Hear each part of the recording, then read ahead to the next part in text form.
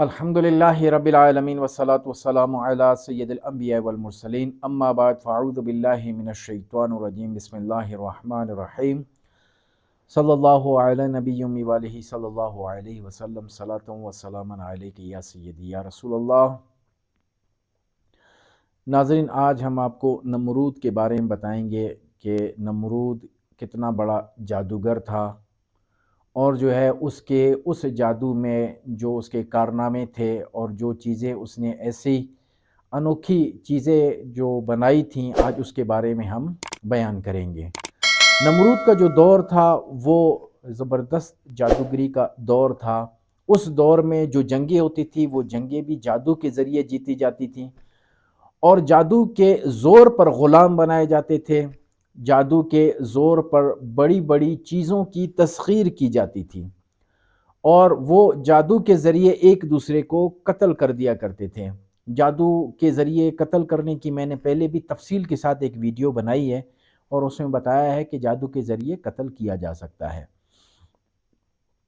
یہ جو ہے جادو کے ذریعے ایک دوسرے کو قتل کیا کرتے تھے، اور ہمارے اسلام میں جو ہے اگر جادو کے ذریعے کوئی مارا گیا یا قتل کیا گیا تو وہ شہید کہلاتا ہے۔ اس میں نمرود بہت بڑا جادوگر تھا۔ اس نے جو ایک بہت بڑا کارنامہ سر انجام دیا تھا وہ یہ تھا کہ اس نے ایک تانبے کی بطخ بنائی تھی، تانبے کی بطخ بنائی تھی اس نے، اور جادوگروں نے اس پر اس قسم کا جو ہے عمل کیا ہوا تھا نا، تو وہ شہر کے بیچ میں رکھ دی گئی تھی بطخ۔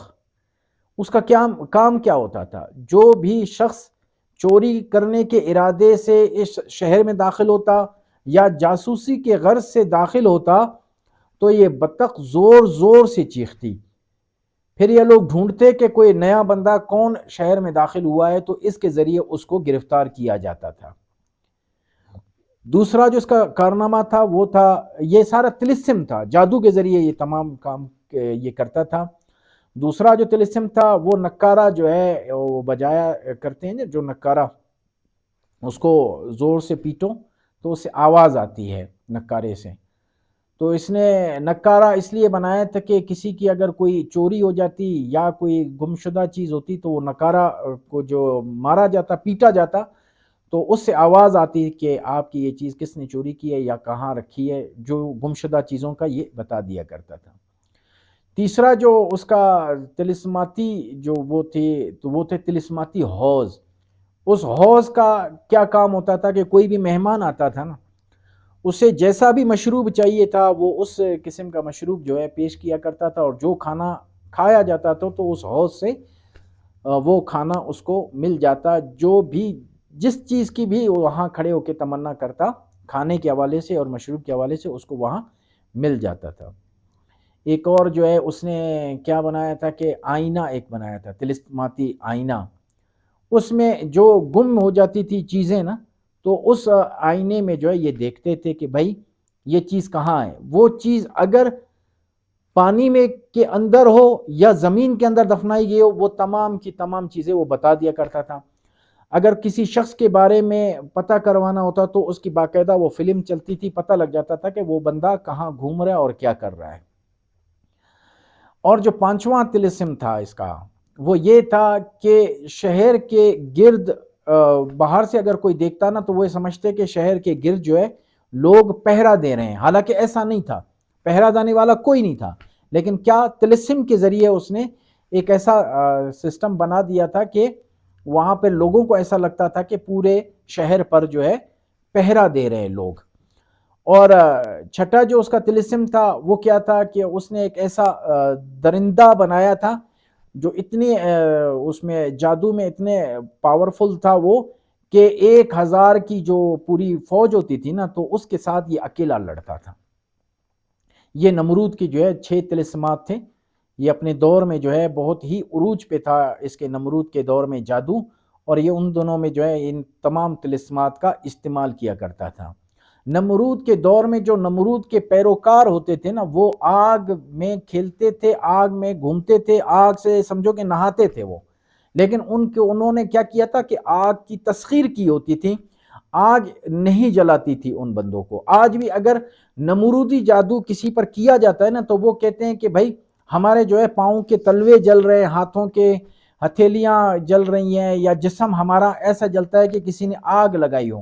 وہ تمام ٹیسٹ کروانے کے باوجود بھی اس کا جسم جو ہے وہ جلتا رہتا ہے۔ باقی میڈیکلی رپورٹ اس کی مکمل صاف ہوتی ہے، صحیح ہوتی ہے، کہ ڈاکٹر کہتے ہیں کہ آپ کو کوئی مرض نہیں ہے، لیکن اس کے باوجود اس کا جسم وہ جلتا رہتا ہے۔ ہمارے پاس کئی ایسے لوگ آتے ہیں جو شکایت کرتے ہیں کہ ہمارا جو ہے جسم جلتا رہتا ہے۔ یہ نمرودی جادو ہوتا ہے، جس شخص پہ ہوتا ہے تو وہ اس کا جسم جلتا رہتا ہے۔